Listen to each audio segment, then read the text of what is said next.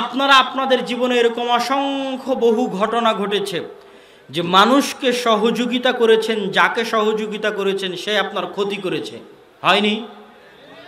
যাকে সহযোগিতা করেছেন সে আপনার সাথে ধোঁকা দিয়েছে, হয়নি? হয়েছে। আল্লাহ এবার কি বলছে যে আজকে থেকে তুমি যদি শাকুর নামটা বুঝতে পারো, তাহলে কোনো মানুষকে সহযোগিতা করার সময় সে তোমার শুকরিয়া আদায় করবে, এই চিন্তা তোমার মাথা থেকে বের করে দিও। বরং আমি আল্লাহ তোমাকে বলছি, তুমি ওই মানুষকে সহযোগিতা করলা, এর জন্য ওই মানুষকে সহযোগিতা করার জন্য আমি আল্লাহ তোমার শুকরিয়া আদায় করব। আল্লাহু আকবার। এর নাম শুকরিয়া আদায়কারী। কিভাবে? আচ্ছা, ওই মানুষ যদি শুকরিয়া আদায় করত, কতইবার শুকরিয়া আদায় করতে পারত? একটা থ্যাংক ইউ বলতো, একটা জাযাকাল্লাহ বলতো, বা না হয় আপনাকে কিছু টাকা দিত, না হয় আপনার প্রশংসা করত, কতটুকুই বার শুকরিয়া আদায় করত। কিন্তু যখন আল্লাহ শুকরিয়া আদায় করবে, তখন আল্লাহর শুকরিয়া আদায়ের কোনো লিমিটেশন থাকতে পারে? আল্লাহর শুকরিয়া আদায়ের কোনো সীমাবদ্ধতা থাকতে পারে? পারে না। একটা পতিতালয়ের মহিলা যখন একটা কুকুরকে পানি পান করাচ্ছে, দুনিয়ার লজিক অনুযায়ী, শুকরিয়া আদায়ের লজিক অনুযায়ী, যেহেতু আমি কুকুরকে পানি পান করালাম, অতএব কুকুরের মনিব আমি হয়ে গেলাম, এই কুকুর এখন আমার পোষমানা, এই কুকুর এখন আমার কথায় উঠবে আর বসবে। কেননা কুকুর কৃতজ্ঞতা স্বীকারকারী প্রাণী, সে অকৃতজ্ঞ হয় না। তাহলে আমি কুকুরকে পানি পান করাচ্ছি মানে কুকুর আমার কৃতজ্ঞতা স্বীকার করা স্বরূপ আমার কথায় উঠবে আর বসবে, এটাই কুকুরের কৃতজ্ঞতা। এর বেশি কি কুকুর কৃতজ্ঞতা আদায় করতে পারবে? পারবে না। আল্লাহ কি বলছে? না, এটা হবে না।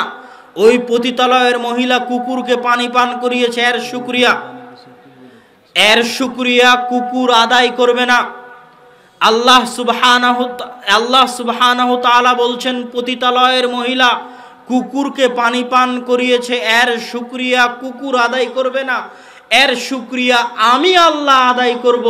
আর আমি যখন শুকরিয়া আদায় করব, আমার শুকরিয়া আদায়ের কোনো লিমিটেশন নাই। কুকুরকে পানি পান করিয়েছ, আমি শুকরিয়া স্বরূপ তোমাকে জান্নাত দিয়ে দিলাম। আল্লাহু আকবার। তাহলে এখন মানুষের সহযোগিতা করার সময় তার কাছে শুকরিয়া চাইবেন? শুকরিয়া কে আদায় করবে আপনার পক্ষে? আল্লাহ শুকরিয়া আদায় করবে। এই যে আপনি দিচ্ছেন, দান করছেন, সহযোগিতা করছেন, বৈঠকি দান দিচ্ছেন, বা 500,000 টাকা দান করছেন, 1 লক্ষ টাকা দান করছেন, জালসা কমিটিকে দান করলাম, আমাকে একটু ভালো দুইটা কথাও বললো না, প্রয়োজন নাই। আপনি যে দান করেছেন, এর শুকরিয়া কে আদায় করবে? আল্লাহ বলছেন, আমি শুকরিয়া আদায়কারী, আমি তোমাদের শুকরিয়া আদায় করব। কেউ যদি 1টা টাকা দান করে, আমি সেটাকে বড় করতে করতে করতে করতে 700 টাকা, সেখান থেকে আরও অগণিত অসংখ্য টাকা বানিয়ে দিব। এটা হচ্ছে আমার শুকরিয়া আদায়। আমার শুকরিয়া আদায়ের কোনো লিমিটেশন নাই। 100 জন মানুষকে হত্যা করে দিয়েছে, হত্যা করে দিয়ে বাঁচতে চাচ্ছে, তো বাঁচতে চাওয়ার শুকরিয়া স্বরূপ আল্লাহ তাকে জান্নাত দিয়ে দিয়েছে। শুকরিয়া আল্লাহ সুবহানাহু ওয়া তাআলা শুকরিয়া আদায় করবে, এর নাম হচ্ছে শাকুর। তাহলে মানুষের কাছে ধোঁকা খেয়ে কষ্ট পাওয়ার কোনো প্রয়োজন নাই, শুকরিয়া আদায় করবেন আল্লাহ। আল্লাহ সুবহানাহু ওয়া তাআলার চতুর্থ নাম আল ওয়াকিল। আল্লাহ সুবহানাহু ওয়া তাআলা ওয়াকিল মানে আপনারা বাংলাতে বলেন উকিল। উকিল বলেন না? বলেন না? উকিল বলেন। আচ্ছা, বাংলাতে যদি আপনারা উকিল বলেন, তাহলে আল ওয়াকিল বলতে কি বুঝায়? আল ওয়াকিল, আপনি যখন কেস লড়তে যান আদালতে, তখন আপনার অধিকার আছে যে আপনার কেসটা আপনিই লড়তে পারবেন, আপনি চাইলে আপনি আর্গুমেন্ট করতে পারবেন জজের সামনে। কিন্তু আমরা কি করি? যেহেতু আমরা আইনের মারপ্যাচ বুঝি না, তাই আমার জেল হোক, শুলি হোক, ফাঁসি হোক, জামিন হোক, বাবা তোমার ওপর দায়িত্ব দিয়ে দিলাম, তুমি আমার উকিল। তাহলে আমার পুরো জেল জুলুম ফাঁসির দায়িত্ব কাকে দিয়ে দিলাম? আমার পক্ষ থেকে উকিলকে দিয়ে দিলাম, এই জন্য উকিল। তো আল্লাহ বলছে আমি উকিল, আল ওয়াকিল, শুদ্ধ উচ্চারণ। আল্লাহ সুবহানাহু ওয়া তাআলার একটা নাম হচ্ছে আল ওয়াকিল। আল্লাহ কি বলছেন? আমি দায়িত্ব নিতে চাই, তোমরা আমার উপর দায়িত্ব দিয়ে নিশ্চিন্ত হয়ে যাও, টেনশন মুক্ত হয়ে যাও, আমি দায়িত্ব নিতে চাই। আল্লাহ সুবহানাহু ওয়া তাআলার এই দায়িত্ব নেওয়ার ব্যাখ্যা করার আগে শুধু ওয়াকিল সম্পর্কে আল্লাহ পবিত্র কোরআনে যে আয়াতগুলো বলেছে, এক ধারসে কয়েকটা আয়াত আমি পড়ি, এবং সেটার অনুবাদ করি, তারপরে আমি আপনাদের আবার বুঝিয়ে দিব ওয়াকিল বলতে কি বুঝায়। আল্লাহ সুবহানাহু ওয়া তাআলা পবিত্র কোরআন মাজিদে বলছেন, রব্বুল মাশরিকি ওয়াল মাগরিব লা ইলাহা ইল্লা হু ফাত্তাখিযহু ওয়াকিলা। আল্লাহ সুবহানাহু ওয়া তাআলা পূর্বের মালিক, আল্লাহ সুবহানাহু ওয়া তাআলা পশ্চিমের মালিক, অতএব তোমরা আল্লাহকে ওয়াকিল হিসেবে গ্রহণ করো। ওয়া তাওয়াক্কাল আলাল আজিজির রহিম, তোমরা মহাপরাক্রমশালী দয়ালুর উপর তোমাদের সকল দায় দায়িত্ব প্রদান করো। তোমাদের যা টেনশন আছে, যা দুঃখ আছে, যা চিন্তা ভাবনা আছে, সব আল আজিজ আর রহিম মহাপরাক্রমশালী দয়ালুর উপর দিয়ে দাও।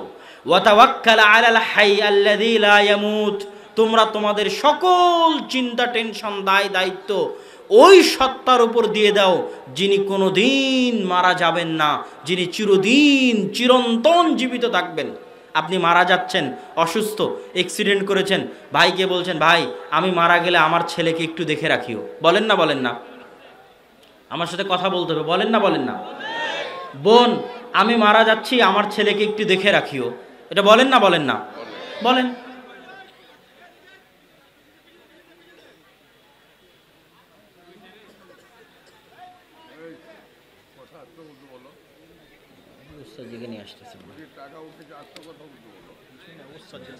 হ্যাঁ চিল্লাচিল্লি করুক, সমস্যা নেই।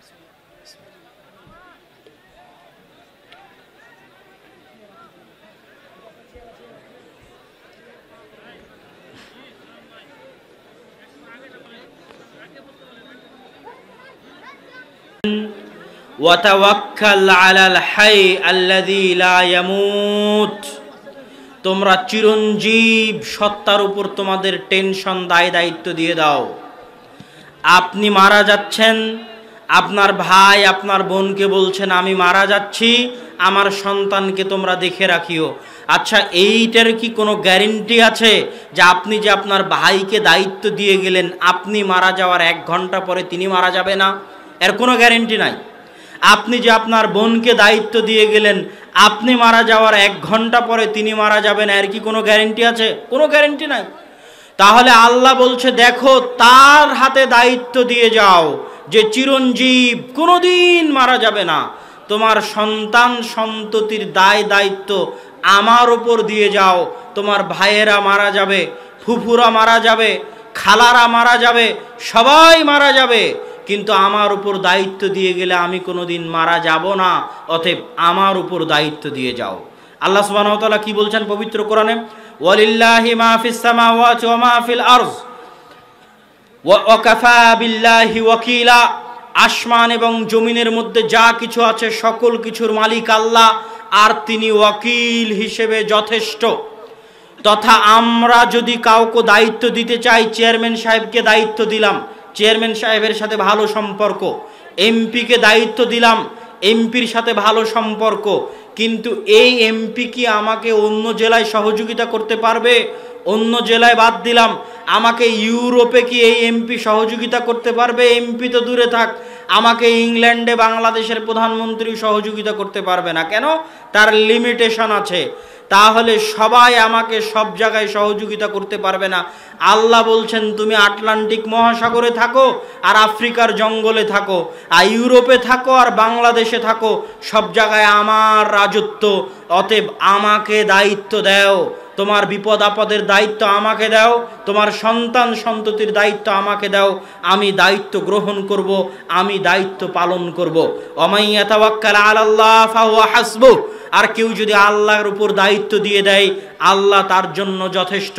ওয়াকাফা বিল্লাহি ওয়াকিলা, আল্লাহর উপর যে দায়িত্ব দিয়ে দিল, আল্লাহ সুবহানাহু ওয়া তাআলা সেই দায়িত্ব পালনের জন্য যথেষ্ট। আল্লাহর দায়িত্ব পালনের একটি উদাহরণ দিয়ে আজকের বক্তব্যের আমি ইতি টানব। মুসা এবং খিজির আলাইহিস সালাতু ওয়াস সালাম তাদের সফরের শেষ স্থানে গিয়ে একটি গ্রামের একটি বাড়ি মেরামত করছেন। আল্লাহ সুবহানাহু ওয়া তাআলা পবিত্র কোরআনে বলছেন, ওয়া কানা আবুহুমা সালিহা। মুসা আলাইহিস সালাম জিজ্ঞেস করছে খিজির আলাইহিস সালাম, এই বাড়ি কেন মেরামত করছেন? তখন আল্লাহ কোরআনে বলে দিচ্ছে, খিজির আলাইহিস সালাতু ওয়াস সালামের কথা কি বলে দিচ্ছে, যে এই বাড়ি দুইটা এতিম বাচ্চার, এই দুইটা এতিম বাচ্চার বাপ মা সৎ ছিল। কানা আবুহুমা সালিহা, এই বাড়ি দুইটা এতিম বাচ্চার, তাদের ধন সম্পদ এই বাড়ির নিচে লুকায়িত আছে। তাদের পিতামাতা এই ধন সম্পদ রক্ষার দায়িত্ব আল্লাহকে দিয়ে দিয়েছিল। আল্লাহ, আমরা মারা যাচ্ছি, আমাদের এতিম সন্তান এবং এই সম্পত্তি হেফাজত করে তাদের কাছে পৌঁছে দেওয়ার দায়িত্ব তোমাকে দিয়ে গেলাম। আল্লাহর উপর যেহেতু দায়িত্ব দেওয়া হয়েছে, আল্লাহ সেই দায়িত্ব পালন করার জন্য নবীদের দিয়ে কাজ করিয়ে নিচ্ছেন। মুসা আলাইহিস সালামের মতো নবীকে দিয়ে ওই দুটাই এতিম বাচ্চার সম্পদের হেফাজত করিয়ে নিচ্ছেন, যাদের সম্পদের হেফাজতের দায়িত্ব তাদের বাপ মা কাকে দিয়ে গেছিল?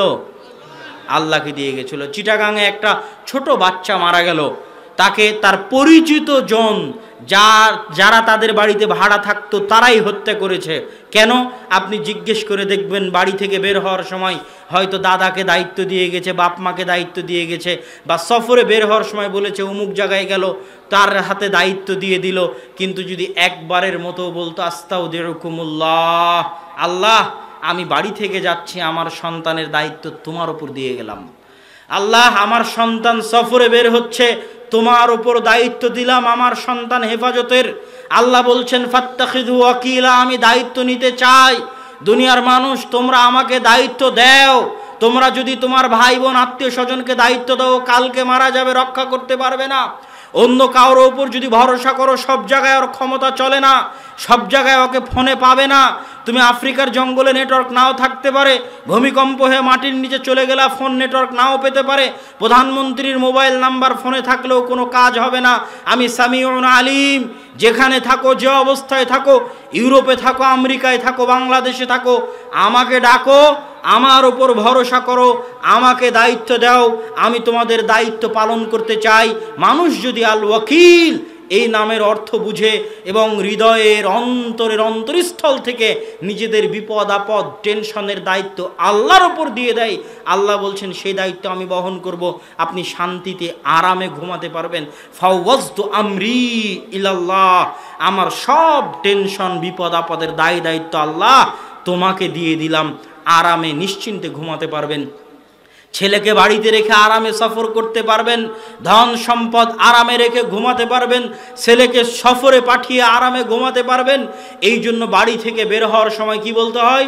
বিসমিল্লাহি তাওয়াক্কালতু আলাল্লাহ লা হাওলা ওয়ালা কুওয়াতা ইল্লা বিল্লাহ। বাড়ি থেকে বের হওয়া মানে রিস্ক। রাস্তায় একটা গাড়ি যে আপনার উপর চাপিয়ে দিবে না, কোনো গ্যারেন্টি নাই। আপনি যে কোনো সময় যে কোনো বিপদে পড়তে পারেন।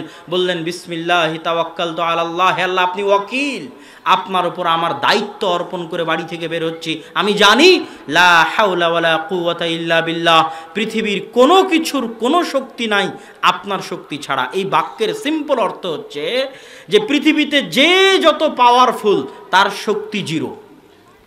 ধরেন একটা পারমাণবিক বম সমান সমান জিরো। আল্লাহ বলছেন লা হাওলা ওয়ালা কুওয়াতা ইল্লা বিল্লাহ। এই বাক্যের অর্থ হচ্ছে পৃথিবীর সবচেয়ে পাওয়ারফুল তার শক্তি জিরো, যদি আল্লাহ তাকে শক্তি না দেয়। লা হাওলা ওয়ালা কুওয়াতা ইল্লা বিল্লাহ, শক্তি আছে আপনার বিরুদ্ধে প্রয়োগ করতে পারবে না, কেননা তার শক্তি আল্লাহর দেওয়া। তাহলে সবার শক্তি সমান সমান জিরো। লা হাওলা ওয়ালা কুওয়াতা ইল্লা বিল্লাহ, যেহেতু সবার শক্তি সমান জিরো, আর যেহেতু সারা পৃথিবীতে সব জায়গায় আল্লাহর রাজত্ব আছে, আর যেহেতু আল্লাহ কোনোদিন মারা যাবেন না, আর যেহেতু আল্লাহ সুবহানাহু ওয়া তাআলা 24 ঘন্টা আপনার কথা শুনতে পারবেন, তাহলে যে কোনো সময় যে কোনো বিপদ আপদে আপনি কাকে দায়িত্ব দিতে পারবেন? আল্লাহকে। আল্লাহ সুবহানাহু ওয়া তাআলার আল ওয়াকিল এই নামের অর্থ হচ্ছে এটা। তাহলে আজকে আমরা আল্লাহর 4টে নাম দেখলাম। আস-সামাদ, আল্লাহ অমুখাপেক্ষী, আর আল্লাহ ব্যতীত সারা পৃথিবীর সব আল্লাহর মুখাপেক্ষী। মানলেই কি আর না মানলেই কি, বুঝলেই কি আর না বুঝলেই কি, বিশ্বাস করলেই কি আর বিশ্বাস না করলেই কি, আর ইচ্ছাই কি আর স্বেচ্ছাই কি, অনুগত্য অবস্থায় কি আর বাধ্যগত অবস্থায় কি, ও আল্লাহর মুখাপেক্ষী, আল্লাহর নিকটে ফিরে যেতেই হবে। 2, লতিফ, আল্লাহ সূক্ষ্মদর্শী। আপনার মনের দুঃখ কষ্ট বেদনা আপনার মতো হুবহু আপনার মতো করে পৃথিবীতে কেউ অনুভব করতে পারবে না, একমাত্র হুবহু আপনার মতো করে অনুভব করতে পারেন আল্লাহ। কেন? তিনি লতিফ। আর আপনার জন্য যদি তিনি কাজ করতে চান তাহলে তিনি লতিফভাবে করেন, সূক্ষ্মভাবে করেন। মনে হচ্ছে এই কাজটা আমার কল্যাণ, ওর মধ্যে অকল্যাণ আছে, মনে হচ্ছে এটা অকল্যাণ, ওর মধ্যে কল্যাণ আছে। কেননা আল্লাহ সুবহানাহু ওয়া তাআলা লতিফ, সূক্ষ্মভাবে তিনি কাজ করেন, আপনি আমি ধরতেই পারবো না কোনটার মধ্যে আমার কল্যাণ আছে। অতএব হতাশার কিছু নাই। 3, আল্লাহ হচ্ছেন শাকুর। শুধু মানুষ শুকরিয়া আদায় করে না, আল্লাহ শুকরিয়া আদায় করে। মানুষকে সহযোগিতা করেন, টাকা দান করেন, মানুষকে বিপদ আপদে সহযোগিতা করেন, প্রতিবেশীকে সহযোগিতা করেন, ভাইকে সহযোগিতা করেন, বোনকে সহযোগিতা করেন। আর সহযোগিতা করতে কার্পণ্য করিয়েন না, আর তার কাছে প্রতিদান চেয়েন না। আল্লাহ বলছে শুকরিয়া আমি আদায় করব। পতিতালয়ের মহিলা কুকুরকে পানি পান করিয়েছে, আল্লাহ বলেনি কুকুর তুমি শুকরিয়া আদায় করো, আল্লাহ বলছে আমি শুকরিয়া আদায় করব, শুকরিয়া স্বরূপ ওকে জান্নাত দিয়ে দিয়েছি। আল্লাহু আকবার। এটা হলো শাকুর। আর আল্লাহ সুবহানাহু ওয়া তাআলা ওয়াকিল, সকল দায় দায়িত্ব তিনি আপনার পক্ষ থেকে নিয়ে নেবেন।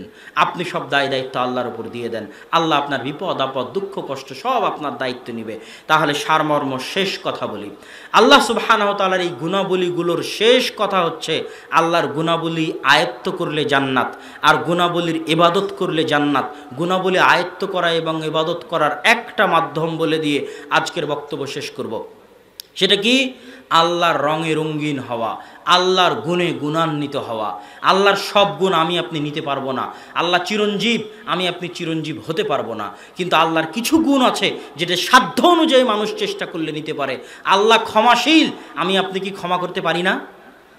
আপনি আল্লাহর কাছে ক্ষমা চাচ্ছেন, অথচ নিজের অধীনস্থ কর্মচারীকে ক্ষমা করেন না, নিজের স্ত্রী সন্তানকে ক্ষমা করেন না, ভাই বোনকে ক্ষমা করেন না, সবার জন্য অন্তরে হিংসা বিদ্বেষ লালন করছেন।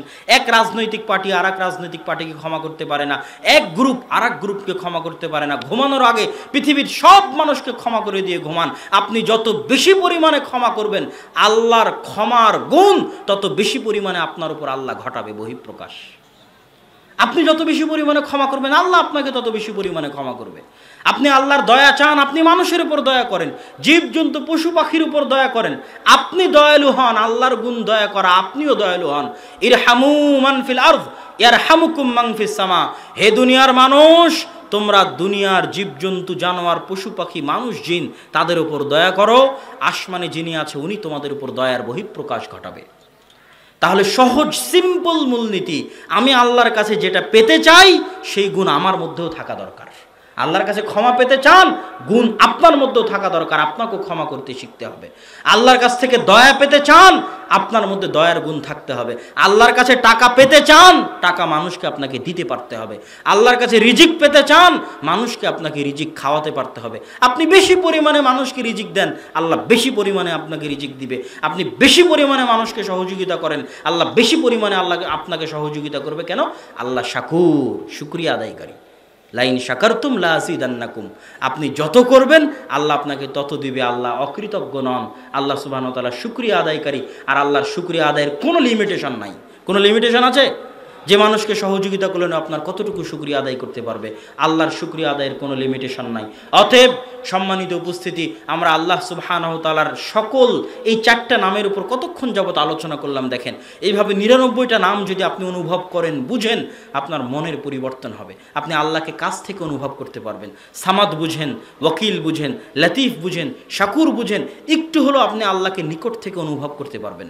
আরও বেশি বেশি আল্লাহর নাম এবং গুণাবলী সম্পর্কে জানেন, আরও বেশি কাছ থেকে আল্লাহকে অনুভব করতে পারবেন।